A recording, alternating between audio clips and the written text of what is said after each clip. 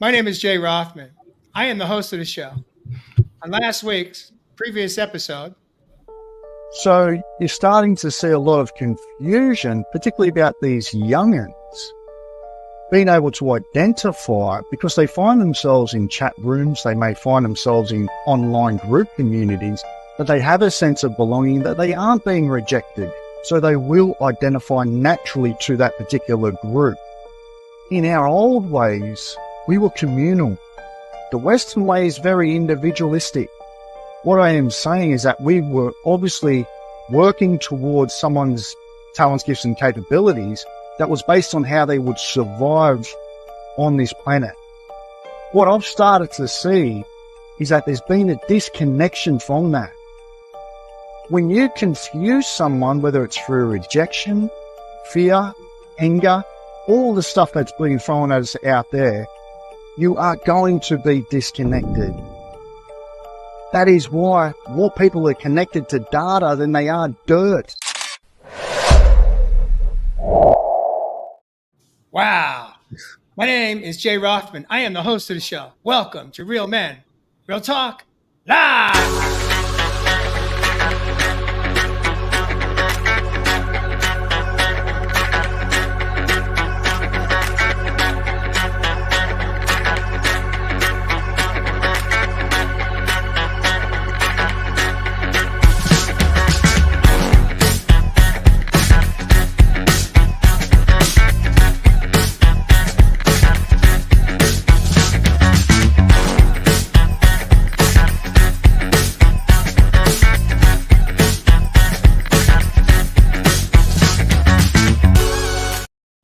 Viewers, welcome back to episode 181. Tonight, I'm excited to introduce my co host this evening. We have a special guest. You may recognize him. His name is Charles Mattocks. He was with us for season one on the original Fab Five of Real Men Real Talk Live.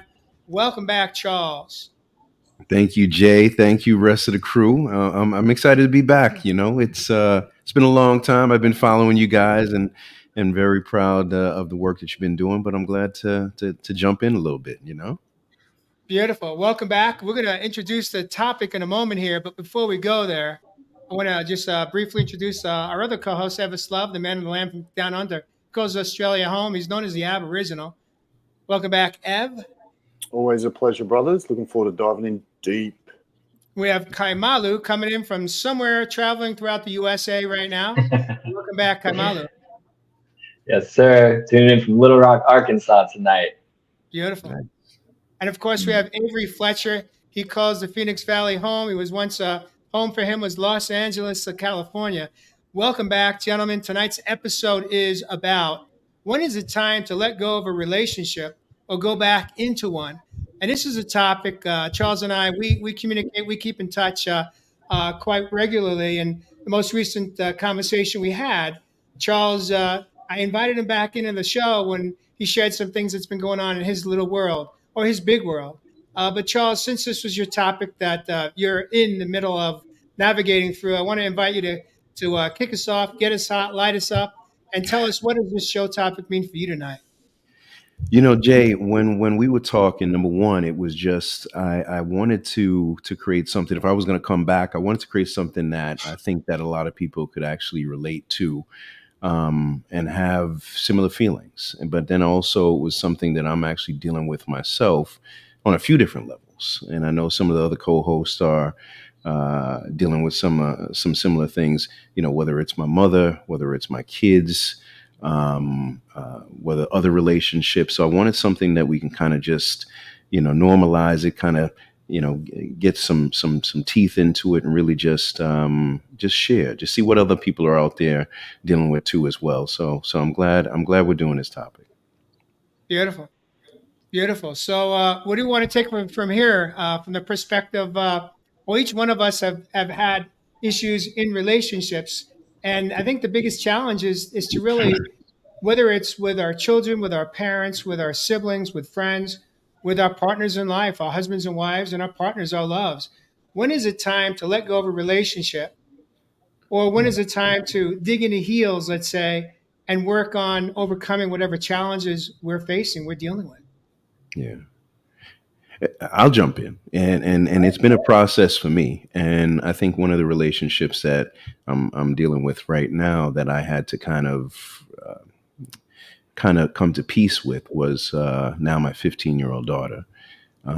We were as close as two people can be. Never had an argument, never had a disagreement. Great girl. She was literally daddy's girl. And overnight, literally just one day, everything changed. And it went to not seeing her for almost 2.5 years, not knowing anything. Just that, the craziest things is that she wanted to wish I was dead and had nightmares of killing me. Now, I soon learned there's a few other things that came into play too as well. They are dealing with some mental health issues, and I fought spending thousands of dollars in court. Sleepless nights trying to figure out, what took place. Did I tell her to go to bed a little too hard one night? Did I, put too much sugar in a cornflake? I couldn't wrap my mind around it, and it just ate me up for 2 years, 2.5 years, and it was something that I had to literally just eventually come to peace with after finally getting back together with her for a short period of time. But there were some other things that I had to say, you know what, maybe now is not the time. And I have feelings, I have emotions, and I need to consider those emotions too as well. So yeah. Well, I want to just take a moment here just to acknowledge you, Charles, because as a whether we're on a whether with a child on the other side of the fence or with a parent, it's a very, very challenging, difficult, painful experience to navigate through. As a parent, you know that uh, when we go down that rabbit hole of creating another life, we never anticipate that things can go south for us in that relationship. We never anticipate that. We just have this vision that it's going to always be, it's going to be loving and support, and especially for our children to be there for one another. But yet here we are. I've been there myself. This topic tonight is going to be one where we are going to be coming from different angles. Perhaps I'm interested to hear what Avery, you're shaking your head. What is this? What is this meant for you from perhaps as either the son of or the father of? Yeah, no. What Charles was saying about his daughter, really hit home for me as me being a father myself now to my precious 2-year-old. Mhm. My biggest fear is that I always want to make sure that I'm giving her my absolute best and giving her the absolute best. But I fear I don't know what that looks like sometimes. Like Charles said, like am I being too assertive? Am I being maybe too disciplined, or am I being too soft? And it's the constant fear and overthinking, like if I'm doing too much or too less, and how that may affect her, her life and her future. But I think for me, it's the reassurance when I look into her eyes that she's happy with me and that she loves me. And I just have to learn. I think the journey that I'm figuring out as, my early stages of fatherhood is that I just have to be in the moment. There may be a time when, yes, she may grow up and she may not talk to me, or she may just not like me today. But I have to realize that, like Charles said, not only do I have my own emotions and feelings, but she also has her own emotions and feelings. And she's also trying to navigate through this life just as much as I'm trying to navigate. And I think just realizing that, and just understanding and seeing that there are other parents like Charles who also gone through that as well. I feel like it's kind of giving me the almost like the preparation, right, that I need to realize that, hey, there's going to be some rough days ahead, but always try to make sure that I'm living in the moment, and always making sure that I'm checking myself too, that my feelings, my emotions, everything is still intact, regardless of what journey she's going through. I gotta take care of myself too. Yeah. And I'll say this, not to jump in, but at times, Avery, it's nothing, and Jay will tell you, it's nothing that you could ever do. It's nothing Yeah. that you know what I mean? I mean, let's hope the best, because obviously I have three other kids, and I have two that are with me now, and they are just amazing. You know, my little 13-year-old is like wants to live with me, and that says a Mhm. lot for a 13-year-old girl to say, "Dad, I want to, when can I live with you?" Yeah. So at times it's nothing that we did. So that's why it took me 2 years of misery, because I was literally just trying to figure out what I did, and I just couldn't understand. I mean, for once again, for me and a young lady to never have an argument, and then to show up at one day she was at a one of those places where you get Baker acted, and I went up there and tried to see her, brought her some flowers. She didn't want to see me. I pretty much begged these people to just try to talk some sense into her, to see if she would, see me. I called back the next day. They said, "You know what?" She said she'll see you. I'm going up there all excited and thinking, "Hey, you know what? I'm just going to be able to, I just want to hug." And she came out with a letter and just went in on me, and just read it and walked away. And I just sat there just in shock. And I think that's when I said, "You know what? I no more." I mean, and then it proceeded to move forward into another time where I was able to go up to another place that she was Baker acted, and then I brought her a gift, and she reached out, and we saw each other probably about 5 times. And I was buying her things, taking her here, trying to get, trying to win her over and having good times, even though she was dealing with, you could tell she was dealing with some things. And then she had, it came to a point of disrespect, of using the F word, and I'm just like, "You know what? No, you ain't gonna block me again. If anything, I'm walking away here, because I don't want to give somebody that power over me anymore." And she knows how to find me. She knows how to find me. But It doesn't mean it's any easier. It doesn't mean, we could speak these words, but I know that um, yeah, it hurts here. And yeah, and part of the challenge is how do we how do we navigate through those moments when a child chooses to step out of a relationship? And Kamalu, I want to invite you to share, because you're coming from a different angle. You are the Mm. child of a parent that perhaps you're ready to share from your perspective. What are you hearing from Charles? And how has your life been impacted in the choices you've made as it relates to Mm. these types of relationships? Now, what do you make of it? What are you hearing? Yeah, yeah, man. Wow. So, I mean, one of the things that really stood out to me um, is presence. Just being present as the parent for the child. I know Avery mentioned this.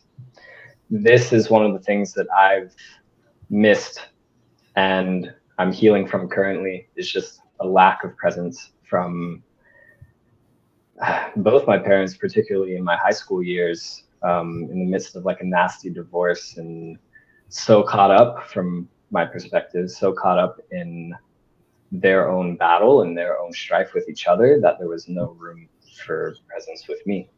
Hmm. And, I don't know much of the specifics of Charles' situation, but it sounds like there's, some aspect of family splitting there. And as the child who went through the divorce, I can say that it's really, really, really confusing.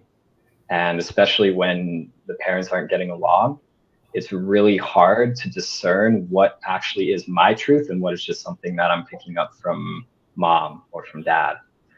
And I was convinced for a very long time that, of like a certain story, a certain narrative that my mom was sharing.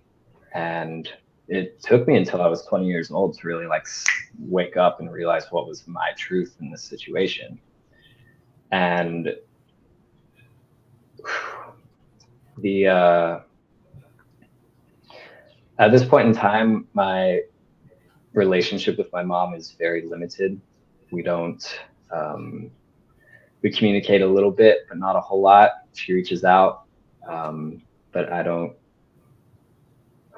I haven't found it really feels good for me to give a lot of energy to that relationship at this time.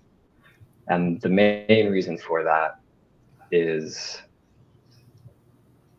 because every time I've approached her to have these conversations, I don't feel like my truth can just be heard and accepted and acknowledged.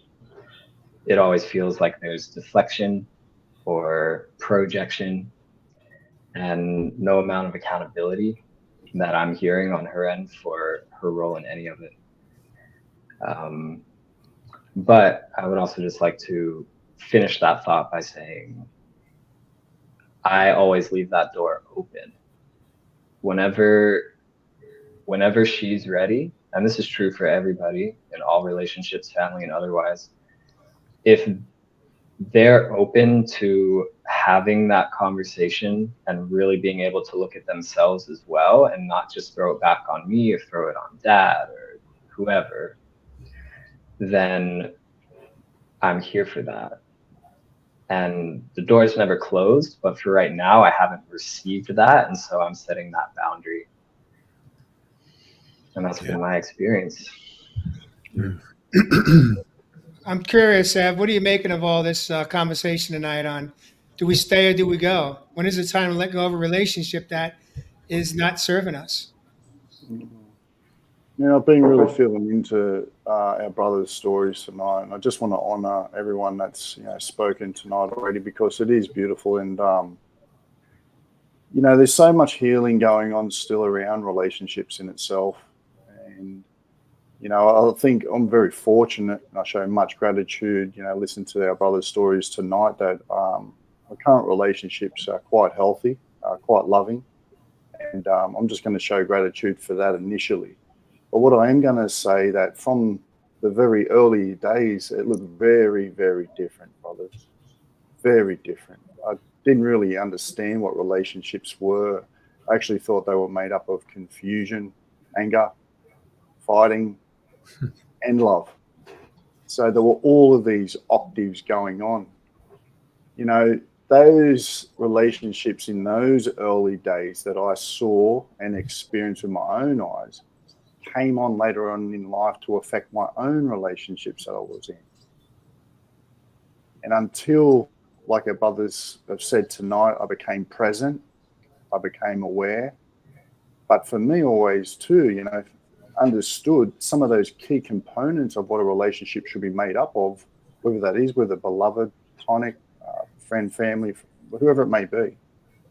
But, three of those little C's for me have always been around that commitment to that relationship, that consideration for any relationship, and that compassion for relationships.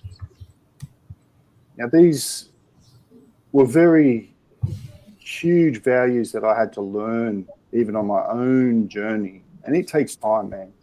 We know that, these beautiful things we call emotions are really the indicators and teachers of our life.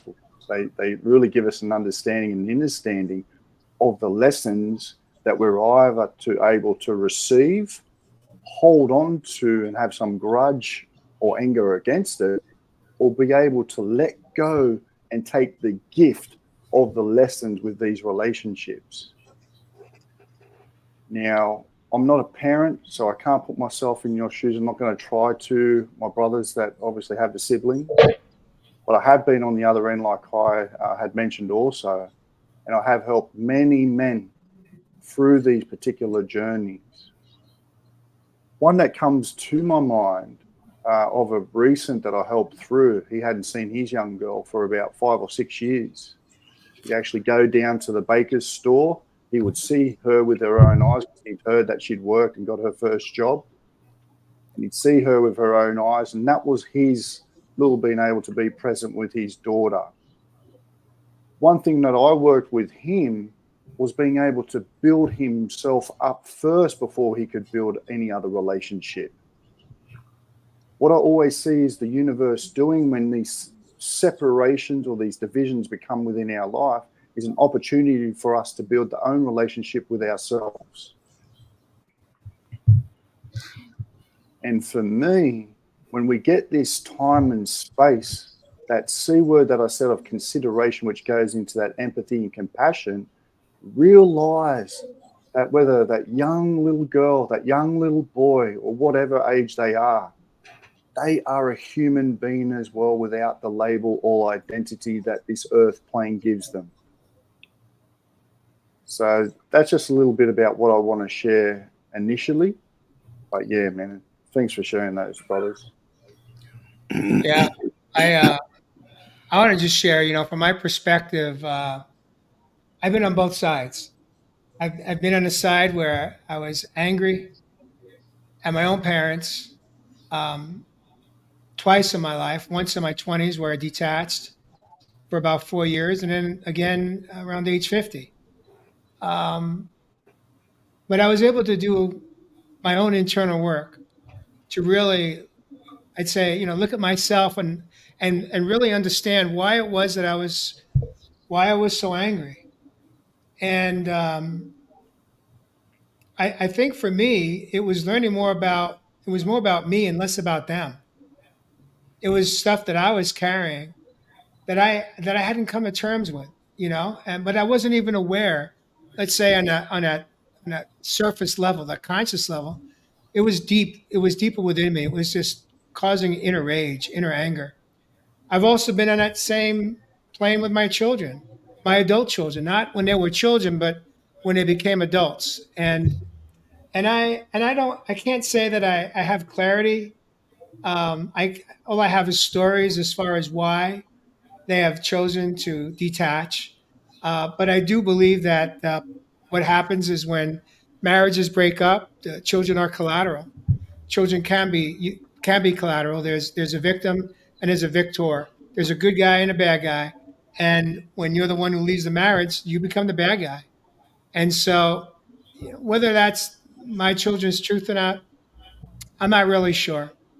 Um, but what I do live in today is, on most days, I just live in faith and trust that when they're ready to renew a new type of relationship, one that's, let's say, healthier, I'll be here for them. And I've let them know that. I've told them most recently in a visit to Los Angeles, when you're ready to ask me any questions about the choices I made in my life as your father and as an adult, I won't hold back. But it's only when you're ready, because this is your journey as well. And what I'm getting to do, it's almost like it's payback for when I was in my 20s and I was pissed off at my own parents. So here, my children are in their late 20s, early 30s, and they're right there with me now. So, but what this is all about, and I think I've heard this a few times tonight already, is what role, what accountability do we get to take?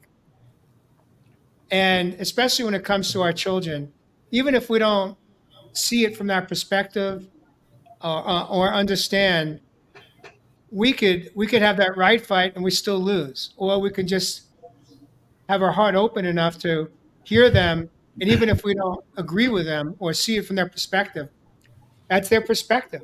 It's based on where they're at in their own life journey, and so then we could either play hard and defend ourselves, or we practice something that I call compassion for our children, understanding that we all have a different set of lenses we see through. Just like our palate, we taste food differently, and it's the same thing with relationships. But I think the the greatest opportunity for us is to, in any relationship where there's a compromise, a shift in a relationship, is taking accountability, at least being willing to look at our end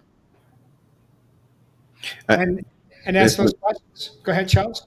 I want to jump in too. I think we also have to come to a realization at times that there are some relationships that are just done, and it's time to just walk away at the end of the day. And I think about that because I grew up with a kid in Long Island. I mean, we were best friends. I mean, literally, we made music together. We traveled. I mean, everything. I mean, literally best friends. And for whatever reason, I helped him when he moved to Los Angeles, helped him get a place, so on and so forth. I had something that happened with my son's mom, ended up going to North Carolina. But there was some, and he walked away from a couple of other people that were really close to us growing up. And I'm always trying to understand, because I have those sentiments of, college, high school days and friend days and best friends. But I have to realize he's not thinking like that. There is no we're never gonna, rekindle those high school days. He's not gonna call me and say, "Hey, man," he's living his life and has chose to live his life this way without me and a couple other people that he was very cool with. So even with, whether it's family members, whether it's even my own daughter, maybe she just at this point says, "I don't want nothing to do with you." And I have to be able to understand that without being in my emotions and continue on with my life and continue to be happy. And to be honest with you, I don't want to sound mean, but maybe when she is ready to talk, maybe I'm not at that same space. Because I look at my mom now, who is literally close to passing away.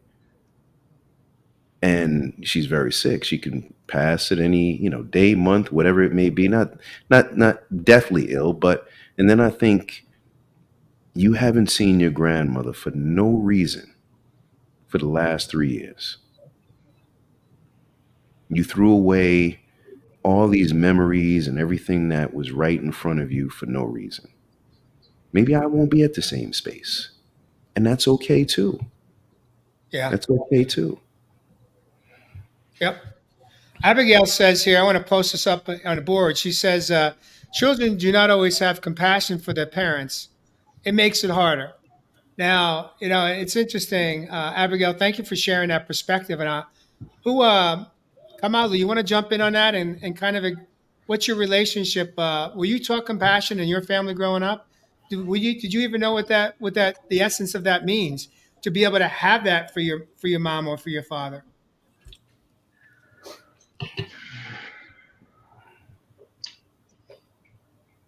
I think I did grow up with a pretty good sense and understanding of compassion, but I think as things got messier within my parents' relationship, and then towards the end of my time in high school and then my first few years of adulthood,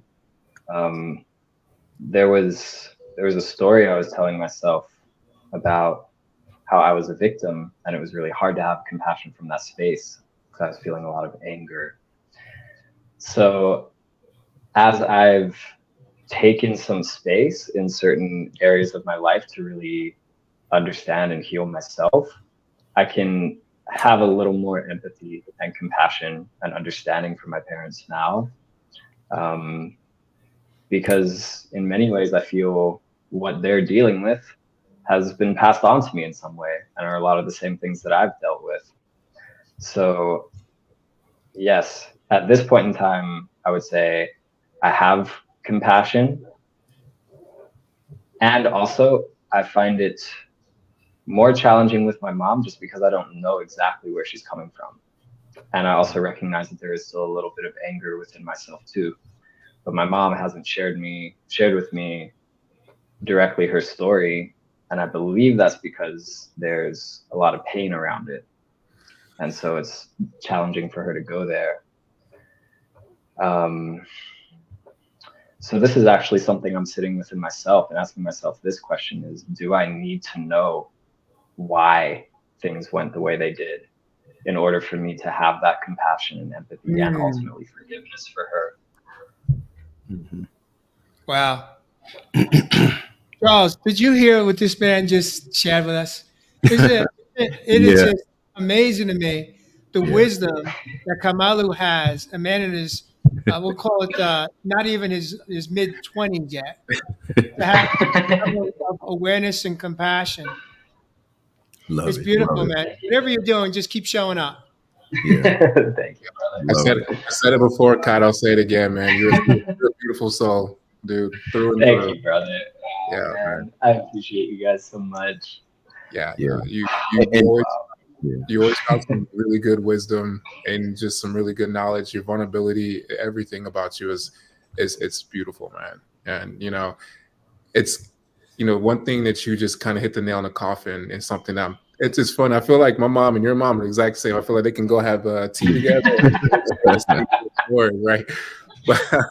But one thing you mentioned was not knowing your own mother's life story or her past, Mm. right? What pains that she may have gone through.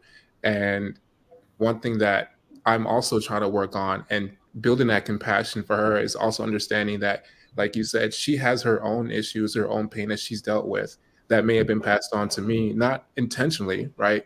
But just things that she may not have the tools to deal with it at the time, or the knowledge that I feel we do. We have those tools available to us. We're taking strides to just not only better ourselves, but just create those blueprints, those footprints for everyone else around us.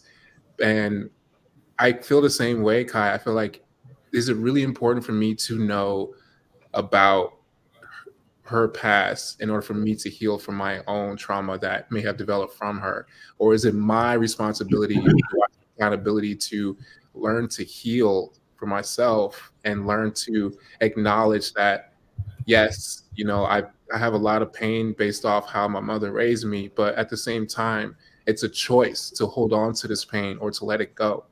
And don't get me wrong, like it's the relationship I have with my mom, it is very limited as well. And it's because I feel, just Kai mentioned earlier, every time I have the courage to talk to my mom, I feel like I cannot be my genuine self. I feel like I cannot speak my truth because, in a sense, when I start to speak, it kind of reflects back onto me as her being now the victim, and her essentially saying, well, what did I do wrong? I did everything I could, and stuff like that. And then I have to return the favor. It's like, no, I understand. I get it. You did the best you can, but I need you to acknowledge that I also have my pain, and I need you to understand me. Not even a sense of I'm not even looking for an apology anymore, just to understand that, yes, you did the best you could, but because of the path that was chosen for both of us, how you raised me, a lot of pain developed from that. And the reason why it's hard for me to move on is because every time I try to have this conversation with you, it's blocked, it's locked. And I feel this has been my biggest journey, is to break through that barrier and have the conversation with her, but also, to what Jay was saying. And I wish, Jay, you were like my mom, having you. If I feel like, if the energy that my mom had, you had, Jay, or you have, Jay, I can have a conversation with her. The whole, like, hey, I'm here, I'm open. You want to have the conversation? Let's talk it out. Let's be honest with each other. I feel like I'm not in that stage with my mother. I feel like I talk to her and it's gonna be a brick wall. And I guess I'm gonna kind of throw this question to you, Jay. It's like, how do you create that safe space, that atmosphere, knowing that, like, your children don't want to talk to you, but maybe it's a sense of, like, maybe they're fearful or not really comfortable knowing that, like, hey, if I talk to you, I can speak my truth without it being, blocked or defensive, as you said. I'm trying to understand. And like, what can you simplify? What's the question for me? Yeah, no, absolutely. We talked earlier that, you created this space for when your children are ready to talk to you, Uh-huh. about those tough topics, or to understand their perspective, or to be there for them. How do you create that space? Because for me, I want to have those conversations with my Okay. mom, but I feel like I cannot, because when I Yeah. try to speak, I feel like my truth cannot come out.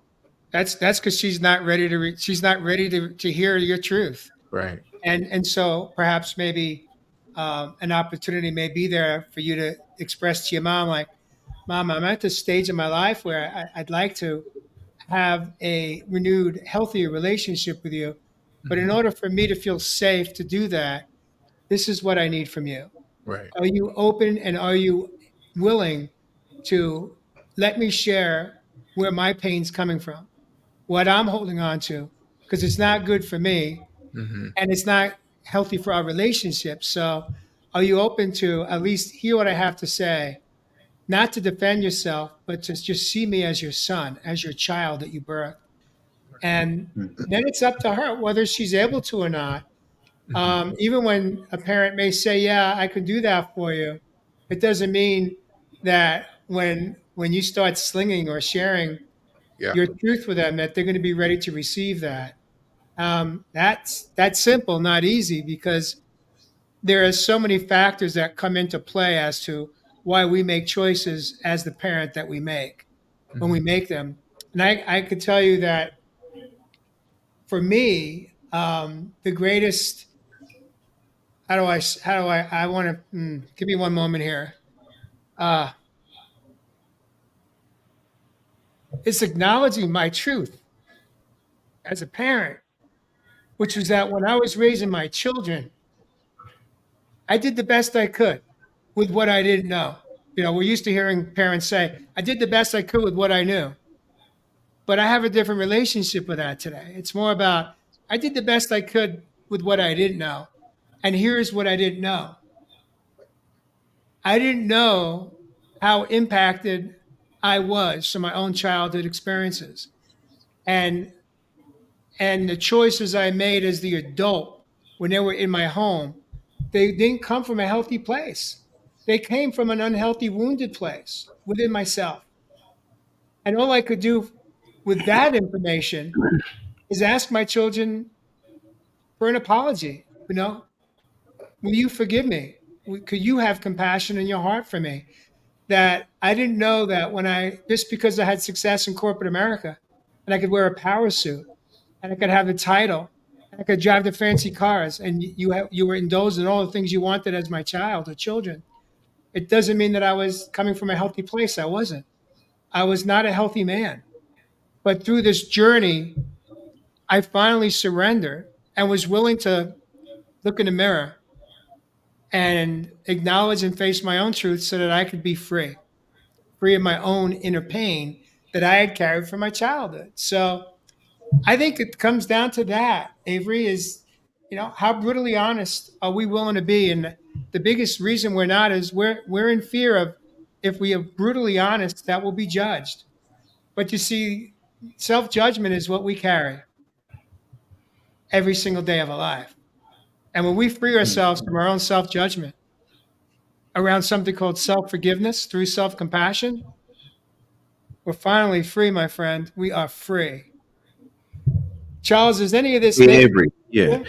I wanted to ask Avery, when you try to talk to her, how what does she say? How does she? Because I'm gonna say, brother, you look like a real solid brother and a good guy. So she did something right, in getting you to this place. So I'd love to hear. How does she reply to you? Yeah, no, absolutely. And you're right. My mom did a wonderful job raising me. She did her absolute best. I feel I am where I am in my life because of her. And same thing with my father too. You know, um, with that being said, growing up, and this is kind of relating to how her response is when I talk to her. Growing up, our relationship was based off fear. It was based off discipline, based off being the silent good child. Don't do anything wrong, get all the A's, get everything right. And I think because of that mindset of growing up, when I have conversations with her, I honestly don't even think that it's mostly on her. That's the reason why her response is the way it is. I think it's more on me because I until recently had the mentality of being fearful of my mom. I was afraid of her, so I was afraid to open up to her. I was afraid to ask those tough questions, and that's only because I didn't want to upset her. I didn't want to be seen not that good child or that good boy or that good son. So when I do talk to her and ask her like, hey ma, I want to really talk to you about some things, I tend to get really emotional and then I no longer my reasoning for having those conversations goes out the window, and I start projecting. I start saying, well, like, I'm this way because you raised me this way, and I'm angry because of this. And, I start just getting very emotional with her. And then, of course, her response is to get defensive back and in a sense saying, I did the best I could. It was only me. And, I had no one else around. And that, I think that's the part that kind of makes me hesitant on even speaking more, because one thing I've battled with a lot is not only owning my truth, but figuring out my truth. Because growing up, I've been told multiple things about my family, about my father, about a lot of things based off what my mom's perspective, what my mom has told me. So when I do have those conversations with her and essentially tell her that you weren't the only one, there were other people who raised me, she instantly goes into that effect of like, no, I was the only one, you're my child, this, that, and the third. And that immediately, when she does that, puts me right back into that little boy position where now I don't want to talk anymore. And now I'm, again, scared of her. I'm fearful of her. I want to, Avery, wow, what a beautiful, brutal, honest, vulnerable moment right now. Thank you for acknowledging that. And so really what it comes down to, Charles, is based on what Avery said there, how do you not allow yourself to get taken hostage or down that slippery slope when you're in that reciprocity in that conversation and we're triggering each other? What do we do then? Do we put ourselves in a timeout? Do we ask for a few minutes? Do we step out of the room so that we can kind of breathe, kind of bring ourselves back into self balance, so that we don't, slip back into the old behaviors as that 5-year-old or as that 10-year-old? These are just, questions I'm throwing out there because we've all been there and we all will be there in our relationships. We always have those opportunities. Just something to think about. I want to switch gears real quick as time is moving quick tonight. When we talked about this topic in a production meeting, Evis brought up something that he wanted to dive into as well, which is, when is there ever a good time to repair a relationship or to give it your best shot? And Ev, since this was something that you were really passionate about wanting to connect on tonight, what does that mean for you? What do you make of that? Yeah, no, I just thought it was a nice polarization of when to let go, or is there an opportunity to go back? Because a lot of people, they ruminate on their past and they live in their history. And, they find it challenging whether there is an opportunity to go forward or not. And look, my own personal experience, I will say that there is an opportunity, I feel, to be going forward. But this is when we've done all of this work that we're talking about here tonight and being able to move forward, you do truly have to know your own story. We're talking about really learning someone's story before we even think about recreating another story. All this is heart space stuff, brothers. So when we think about that heart space, and we've talked about compassion tonight, we've talked about consideration, we've talked about communication, we know all of this stuff. But for me, when I've given people an opportunity to come back in my life, there was only one thing that let me down. You know what that was? Action. The behavior and the action of someone has got to be following the words that they speak. If that doesn't allow you to see or be able to move forward or be able to let go of a relationship, then that is on you, brothers and sisters. That's why we have to know our own story. If you've learnt the story of the person enough for the amount of time that you've been with them and spent, then that action should follow up on those words. So this takes time. This takes experience. And that's why the magic of relationships are what they are.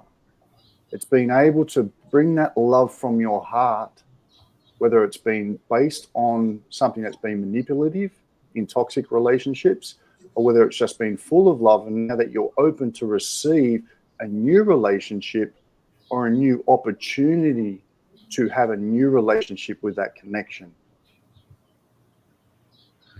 Beautiful. Beautiful. It's beautiful, Ellis. And I'll jump in real quick, and I'll say to Kamalo and Avery, because I've got, like I said, I've got a mom. She hasn't been the easiest. She said some crazy things to me. Um, at times, almost felt like she was my enemy. Um, but now it's even now. If somebody asks her what I did for a living, she couldn't even tell them. You know what I'm saying? I mean, literally. And but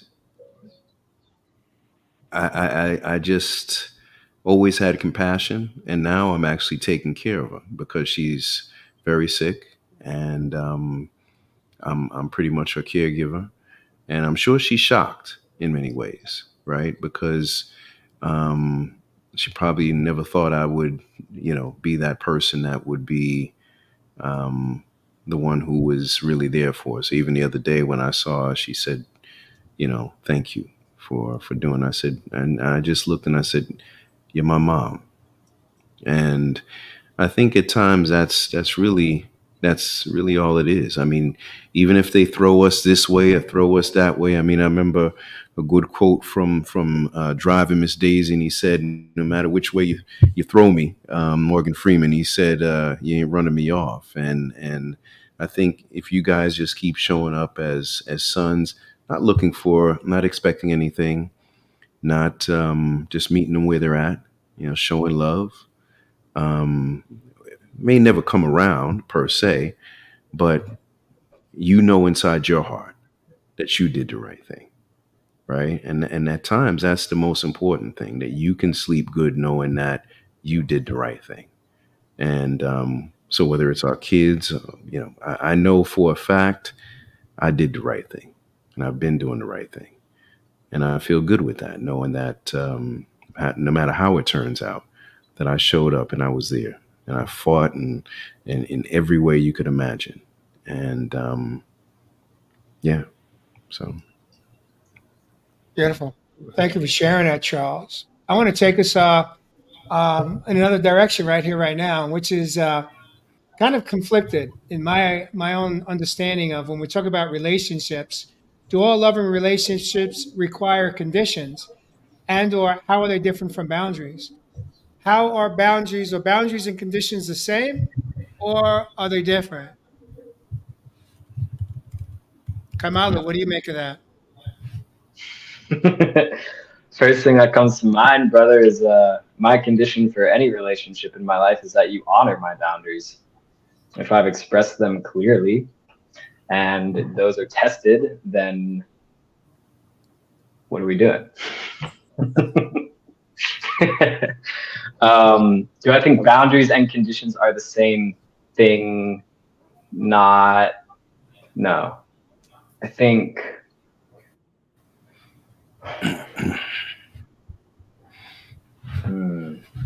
wow. I think boundaries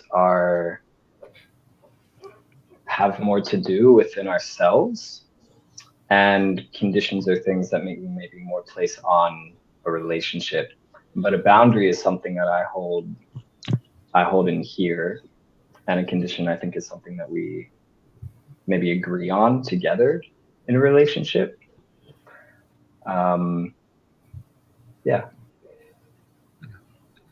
Does that answer your question? You put Kai on the spot like that, but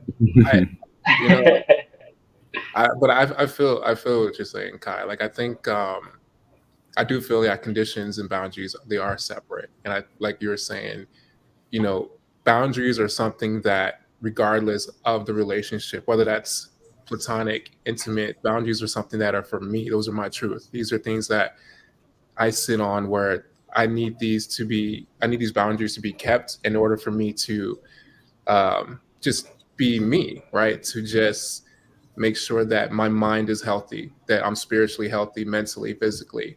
And if those boundaries are tested, those boundaries being tested is what's going to possibly ruin me, possibly make me drive into a direction of depression, drive me in a direction where I'm no longer focused on who I am. Mm. Versus conditions, you know, those are something, and I'm gonna use, you know, what's currently happening like in a modern dating world. You know, conditions are like, I want to date someone who's 6'4", or I want to date someone who has, you know, this amount of money. So those are conditions, but those aren't boundaries. You're not, you know, those aren't something where like if you didn't get those conditions met, would you really suffer in your relationship? And I feel the answer is no, because again, you know, like Kai said, conditions are something that maybe you agree on a relationship or something that you seek outward versus boundaries, something that you seek inward. Those are things that protect you. Conditions are just things that like they're superficial, right? And that's why I feel there is a thing called unconditional love. You love that person regardless of what condition it may be. You know, say for example, you are with this person, you unconditionally love them. You've been through thick and thin for a couple of years, 3 years, and maybe say something major happens. Maybe they get into a car accident and they lose their legs and they're no longer able to walk. At that point, how is your unconditional love tested? Because if it is unconditional, you're going to love that person regardless of their legs. If it's conditional, then you're going to say, I want to be with this person. I want to be a person who has legs, right? All conditional. It's not a boundary. Your boundary isn't that, you know, I want to be with someone that have legs. No, you love that person. And that's why I feel like the conditional and boundaries are different, and why you can have unconditional love for somebody. You love that person no matter what. Hence, whether it be or your children, your parents, or your intimate partner, or even your friends. You know? Beautiful. Beautiful. With what time we have left here, gentlemen, I want to give each one of you 1 to 2 minutes. Kind of check in with yourself and answer this question. What will it take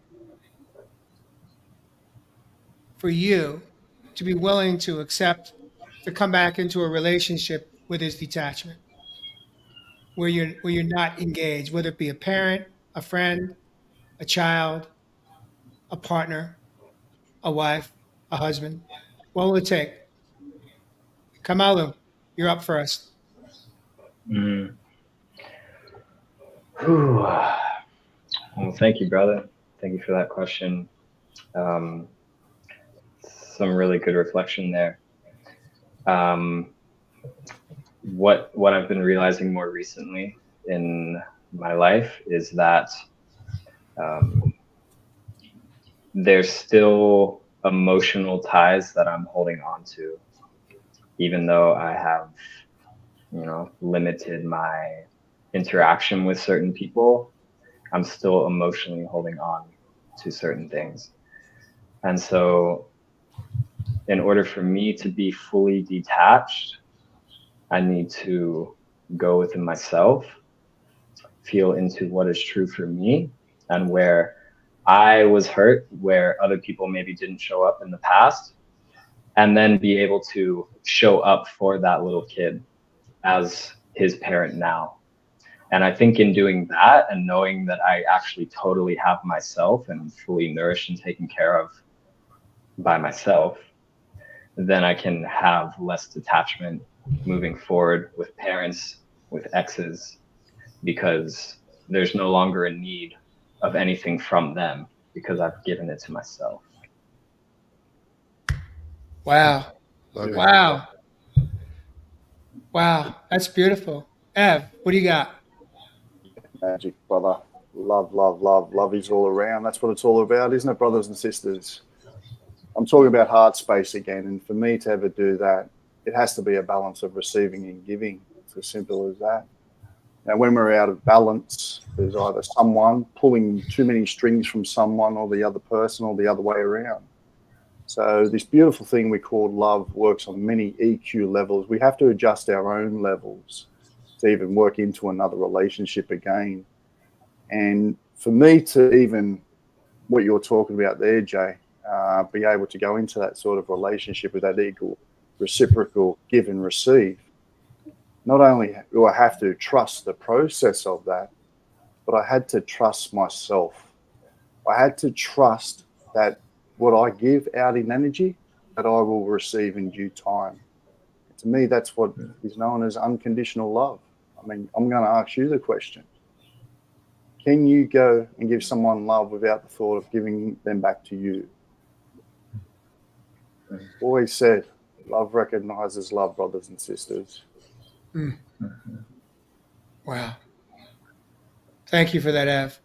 Avery, you're up, man. What do you got? What's it going to take?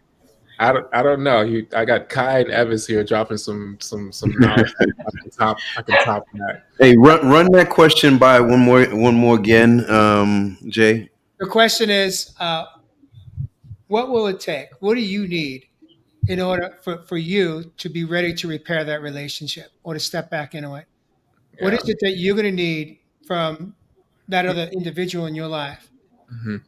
that it's almost like, yeah. So what do you got, Avery? You know what? I'm gonna keep it simple and something that Evis said earlier. It's about their action. You know, I think before I've always just held to the promises of their words that they'll do this, they'll do that. You know, they'll love me more or whatever the case may be, but their actions don't match their words. And for me, my actions have always been very important. The way how I show love is through my actions, is through my thoughtfulness, you know. And I had to learn for myself that I need that reciprocated. You know, anyone can speak, you know, they can promise the moon to you, but what are their actions telling you? How are they moving? How are they navigating in life when it comes to you? And for me, in order to reattach myself into relationships, whether that's platonic, you know, intimate, I need to see how they're moving. I need to see their actions.